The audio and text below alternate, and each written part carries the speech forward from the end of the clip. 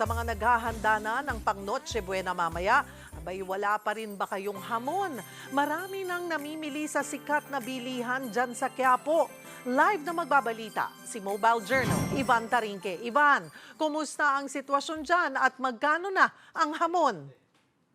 Cheryl, umaga pa lang talaga ay mahaba na ang pila sa tindahan ng hamon na ito dito sa Quiapo, Maynila. Yung iba, talagang talagang umaga pumunta para hindi na daw nila makasabay sa pagdami ng tao. Mamaya, ang presyo naman, Cheryl, ng mga hamon dito, yung bone-in na hamon ay nasa 1,060 per kilo. Yung debone naman ay nasa 1,760 ang presyo per kilo. May ilang varieties naman ng mga slice na ham na mas mura, gaya ng scrap ham na nasa 430 pesos ang 1/4.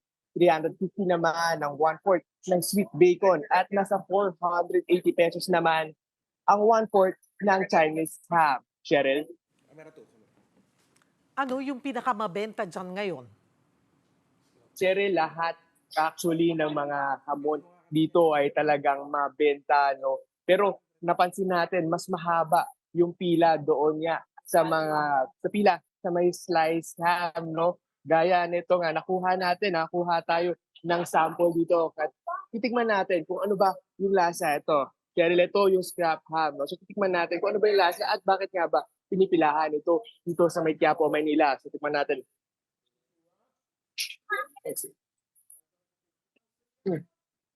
So itong ham na to, malalasahan mo medyo sweet siya, no? Merong tanginess at yun nga, no? Talagang may chew, no? Dahil itong scrap ham, dahil iba-iba't iba yung varieties ito ng parte ng ham, no? Ito kasi yung mga cutlings.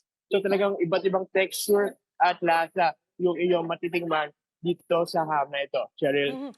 Yung scrap ham, yan ba yung masarap na ipalaman sa pandesal? Tama ka dun, Cheryl. Itong ham na to talagang perfect i-partner kahit saan, no?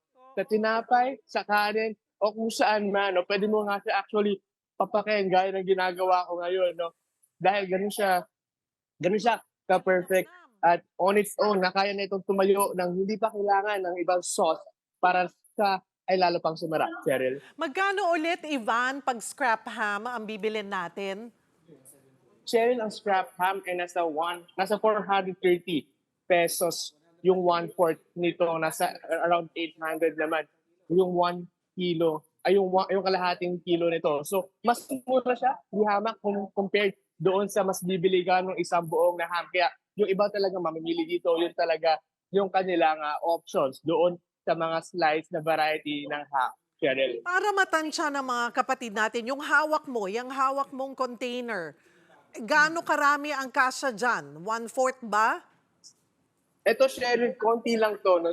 Kumuha lang ako ng konti para lang na matikman natin. Yung Okay. 1/4 na kilo, actually, isa siyang plastic bag na parang ganito kalaki. Ito, display, pakita lang natin. Oo.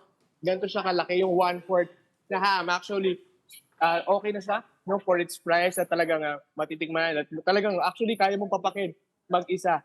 Itong 1/4 na kilo ng ham na ito dahil nga talagang pag inumpisahan mo siya ay talagang tuloy-tuloy na napapapakin mo at kakainin mo to hanggang Oo. maubos. Cheryl. Takam na nga kami sa'yo, Ivan eh. Pero dun sa mga pupunta dyan mamaya, ano ang dapat nilang tandaan? Grabe ba ang tao? Hanggang anong oras bukas? Mm.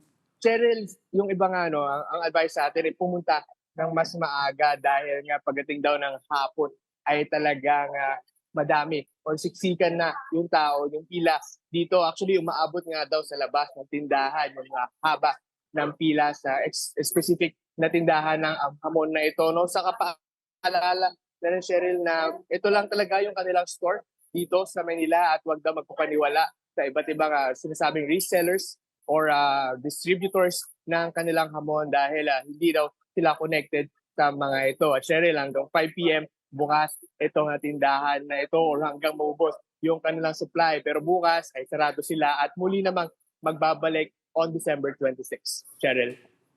Maraming salamat, Mobile Journal, Ivan Tarinque.